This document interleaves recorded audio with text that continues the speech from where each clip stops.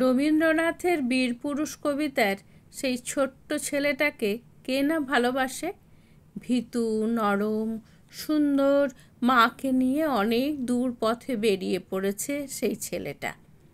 ডাকাতের সঙ্গে লড়াই করে মাকে অবাক করে দিয়েছে। আবার নৌকাযাত্রা কবিতায় যে ছেলেটা বেরিয়ে পড়বে পথে, তার মাও ভীতু। মায়ের ভয় কাটাতে আশু আর শ্যামকে সঙ্গে নিতে হবে সেই ছড়ার খোকাকে।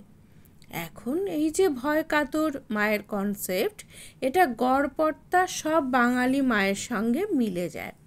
তাই আমরাও এই কবিতায় মায়েদের আড়াল থেকে ইচ্ছে হলেই খুঁজে নিতে পারি রবীন্দ্রনাথের মা সারদা সুন্দরীকে। আসলে মাকে জড়িয়ে রবীন্দ্রনাথের সব স্মৃতি বালক বয়সের। সারদা সুন্দরী যখন মারা যান, রবীন্দ্রনাথের বয়স তখন 13 বছর 10 মাস। মায়ের অসুখ এইটুকুই জানতেন ছোট্ট রবি, কিন্তু মৃত্যু ঘটতে পারে এমন আশঙ্কাও তিনি করেননি। জীবন স্মৃতিতে লিখেছিলেন, যে রাত্রে সারদা দেবীর মৃত্যু হয়, এক পুরাতন দাসী বিলাপ করে উঠেছিল, কিন্তু কাদম্বরী দেবী তাকে ঘরের বাইরে নিয়ে যান। রবীন্দ্রনাথ ভালো করে বুঝতে পারেননি কি হয়েছে। স্তিমিত প্রদীপে অস্পষ্ট আলোকে ক্ষণকালের জন্য জেগে উঠে হঠাৎ বুকটা দমে গিয়েছিল।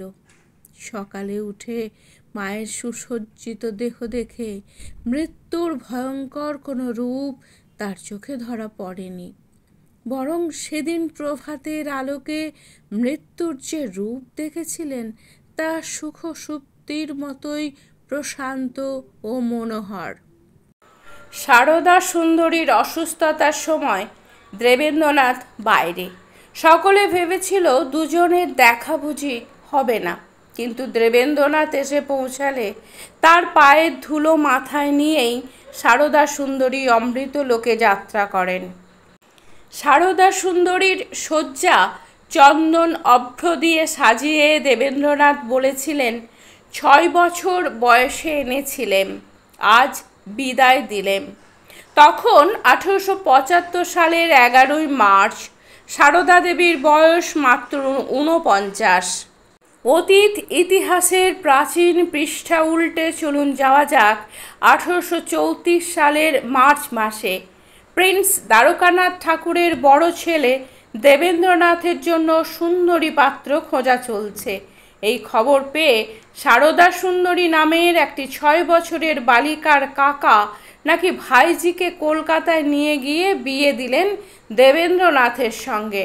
তখন সারদা সুন্দরীর মা গঙ্গা স্নানে গিয়েছিলেন। বাড়ি ফিরে মেয়ের বিচ্ছেদে কেঁদে কেঁদে তার মৃত্যু হয়।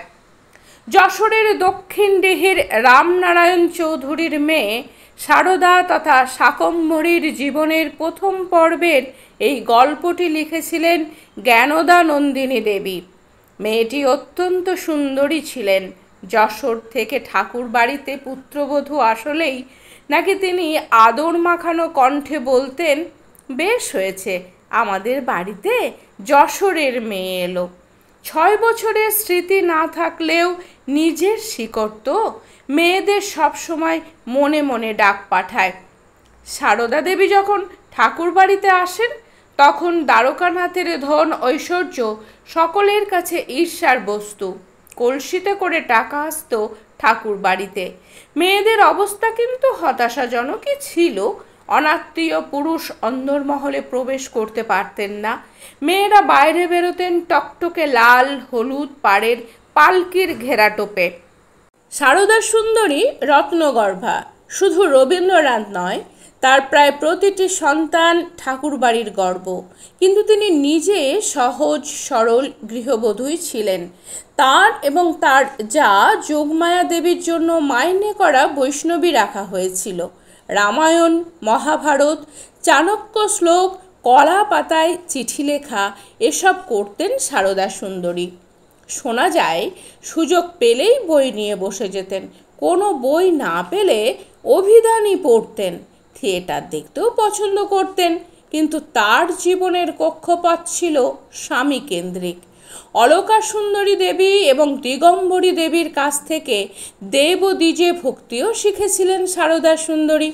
অথচ দেবেন্দ্রনাথ তখনকার দিনে মূর্তিমান বিদ্রোহ, প্রচলিত ধর্মবিশ্বাস ভেঙে বেরিয়ে এসে ব্রাহ্ম ধর্মের প্রতিষ্ঠাতা।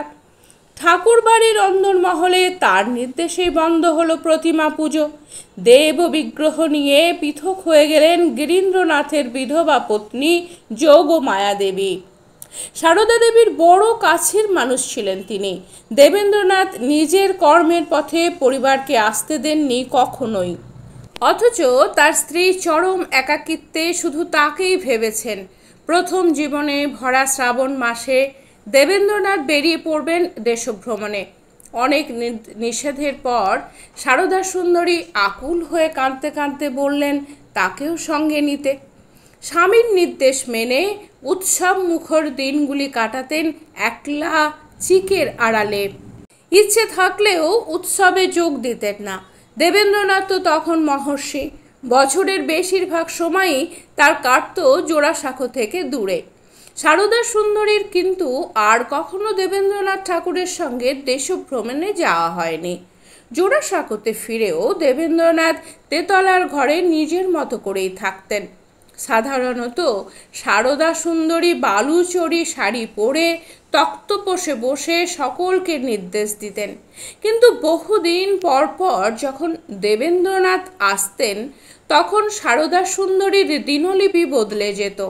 হালকা সুতির শাড়ি পরে গায়ে একটু আতর দিয়ে সকলে শুয়ে পড়লে দেবেন্দ্রনাথের কাছে যেতেন। সেই সব দিনে নিজে রান্নাঘরে গিয়ে মহর্ষির পছন্দের রান্না করাতেন।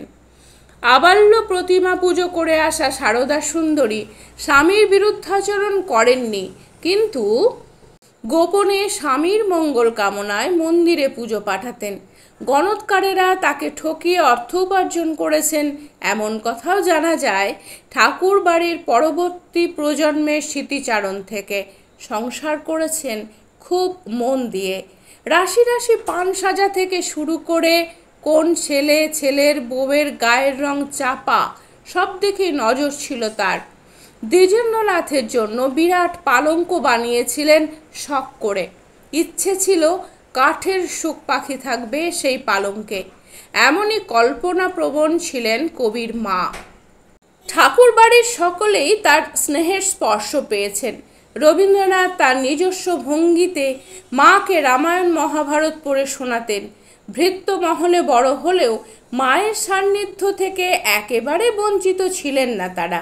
কিশোর বেলায় যে ছেলেটির মা হারিয়ে গিয়েছিল তার সাহিত্যের অনেক চরিত্রই মাতৃহারা, একলা অথবা কোনো কারণে মায়ের থেকে দূরে থাকে। রবীন্দ্রনাথের কবিতার ভীতু মায়েদের মতন সারদা সুন্দরীও কখনো সিপাহী বিদ্রোহের কারণে, আবার কখনো রাশিয়ান দ্বারা ভারত আক্রমণের ভয়ে ত্রস্ত থাকতেন। রবীন্দ্রনাথকে সারদা সুন্দরী দেবী রাশিয়ানদের খবর দিয়ে একটা চিঠি দেবেন্দ্রনাথকে লিখতে বলেছিলেন। 1908 সালে এক শীতের রাতে মাকে স্বপ্নে দেখেছিলেন রবীন্দ্রনাথ।